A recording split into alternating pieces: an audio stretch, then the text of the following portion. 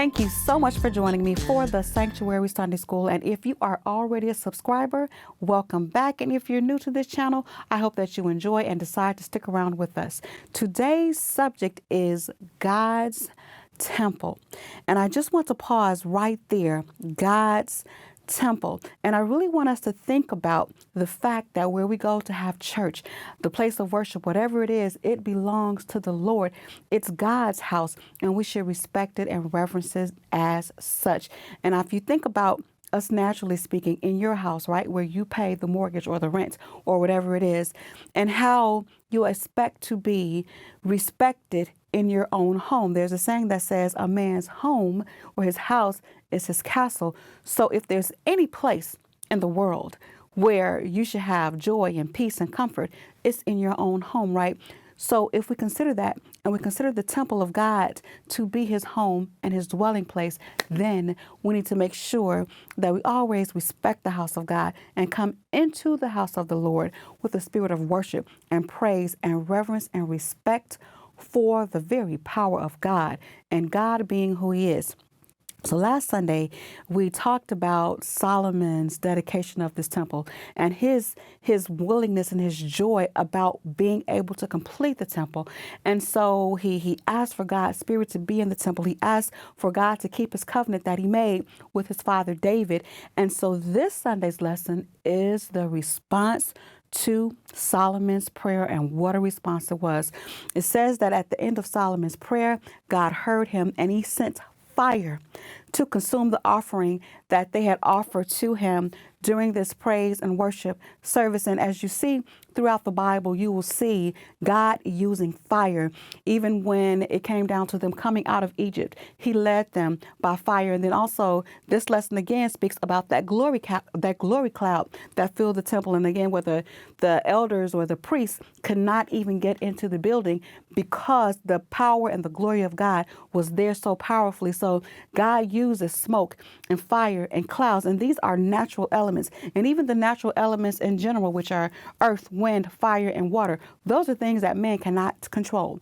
We can do a lot of stuff, but when the wind is out of control with tornadoes, when the wildfires are raging, and when there's tsunamis and earthquakes, all of those things are things that all we can do is just sit back and pray for God's mercy. And so God uses fire to acknowledge and to accept their offering. And it was such a powerful move of God. And the people began to fall down on their faces and worship the Lord. And they appreciated God's spirit being in that temple.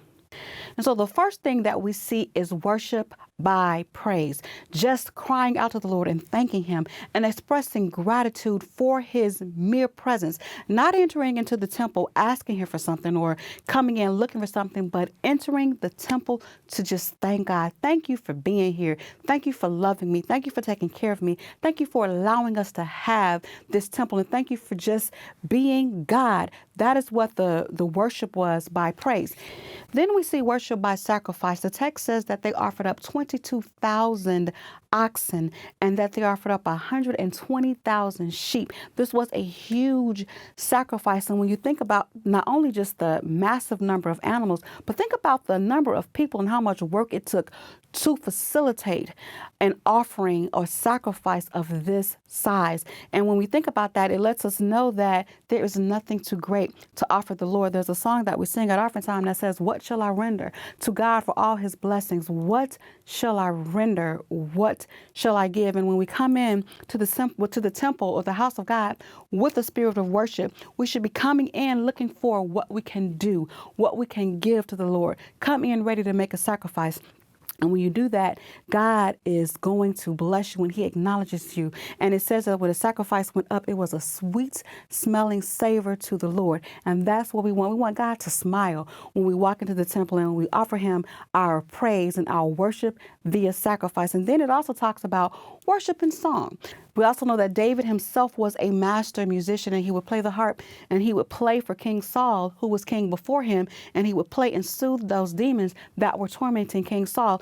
And so it shows the power of music. And those of you who have that music gift, that musical gift to make music and play music, it is such a blessing. And sometimes your voice or your instrument, it can just play and fill the place with the anointing. And God receives, he hears your music, and your music becomes sweet in the ears of the Lord. And through the music, you can get deliverance, and the blessings of God will just fall down and bless his people. So when you are ministering or worshiping God through music in his temple, that is such an important role. And I do sing in my church choir. And sometimes I tell my choir members that we are sitting, first of all, in one of the highest seats in the building, and sitting there and singing these songs of Zion and singing these words of worship to the Lord is so significant. And that in and of itself can help somebody to get a breakthrough when we're worshiping through song. In today's lesson, we also see worship by assembly, which is the gathering together of the body. And this is something that's very important. And this is also something that's under attack today.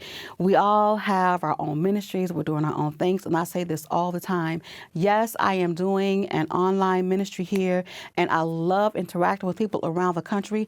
But this is not something that I do instead of church. I am at every service, and I'm usually the first person to get there and the last one to leave. We cannot neglect the worship, the gathering, the assembly of God's people. And I know sometimes people have so many reasons why they don't go to church. You know, somebody lied on you, somebody hurt you, somebody did this to you, or whatever the case may be.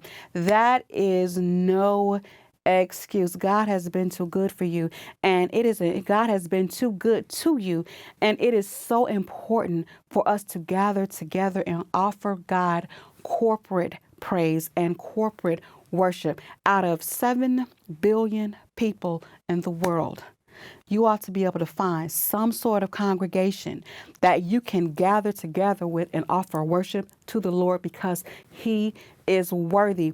These people in our lesson, King Solomon and the children of Israel, they knew enough to build a temple, a place that was set aside and dedicated to worship the Lord. Yes, you can fast and you can pray. Yes, you can pray in your home on your knees. You can go in your secret closet. You should be always meditating on the Lord. You can be at work. And as the song says, you can take the Lord along with you everywhere you go. But we still don't want to neglect to assemble and to worship the Lord. Think about it. If you have a home and your children, well, we have some senior citizens that may live alone. Think about being at home and you have your children and they never come see you.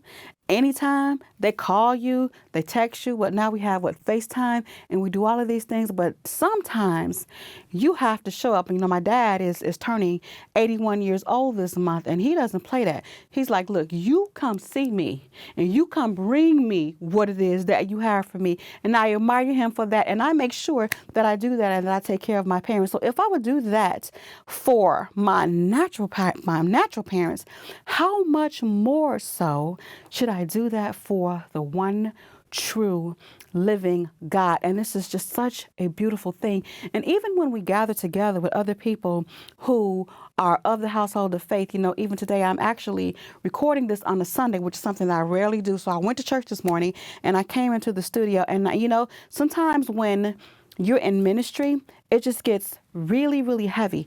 And one of the sisters at my church, she came to me and she started talking to me. She just took me by the hand and she started talking to me, and she talked to me until I was in tears, because the Spirit of God in her just gave me what I needed. Now, what if I said, okay, I'm going to skip morning service and I'm just going to go straight in the studio because I got my own ministry and I don't need to go to that church? No, because when I went there this morning, God gave me what I needed. He gave me the strength. He gave me the courage. He gave me the stamina to come into the studio and record this lesson for you. See, when you go into the house of the Lord, when you go to God's temple and you offer him worship through sacrifice, through praise, through singing, through offerings, when you do that, it fills you up in such a way that it just overflows, you know. Bless the Lord, oh my soul, and all that's within me. The joy of the Lord is literally a river of life springing up into you, and you have energy and you can go when you didn't think you could go. You know, I woke up this morning, I felt weak, I felt tired, and I was one of these mornings where I said, Lord, I need you to go with me because I can't make it by myself. And the Lord was right there. And see, sometimes that's when the devil attacks us. And see, the devil, not God, the devil didn't want me to make it to the house of the Lord today, because how could I stand here and tell you about the significance of worshiping and reverencing and sacrificing and singing and praising the Lord in God's house when I didn't even go to God's house? But see, the devil is a liar, because I made it and I have the victory. And because I have the victory, I can give you this message. And somebody needs this message on today. And I thank God for the house of God. I thank God for being able to worship in his temple. I thank God for giving David and Solomon the vision to want to build God a house. I thank God for giving these people the anointing to sit up and offer up worship that God accepted, because he is truly worthy. And I don't want you to be deceived by the enemy, because sometimes he will, like I said, he'll try to trick you and make you think that you have an excuse. Don't let anything or anyone make you not give God the worship and the praise that you owe him. One of my favorite songs that we sing in church is, I owe you a praise. I cannot thank you for all you have done, nor can I thank you for what's going on. If I praised him all day, I will still owe him a praise. And so that's what I love about the Lord, because he is good. He is faithful. And as our text said, and his mercy endureth forever. And you will see that over and over throughout the Old Testament. And his mercy endureth forever when I'm sick. His mercy endureth forever when I'm discouraged. His mercy endureth forever if I'm bereaved. His mercy endureth forever if I'm hurt. His mercy endureth forever. What that means is, no matter what you're going through, God's mercy, it keeps on blessing you and it keeps on delivering you over and over and over again. That's why you always have to stay in a frame of mind of worship, because anything that you're going through it. So don't look at it as I got to go through all of these things. Look at it as I'm getting over all these things, because every time you go through one more hurdle, it gets behind you and you're going stronger and you're going higher, because the Lord is carrying you there. That's why he is so worthy of the glory. That's why he's so worthy of the praise. That's why he is so worthy of the honor. And so the next time you go into God's temple, the house of the Lord, just go enter into his gates with thanksgiving and into his courts with praise, because the Lord is good and his mercy endureth forever.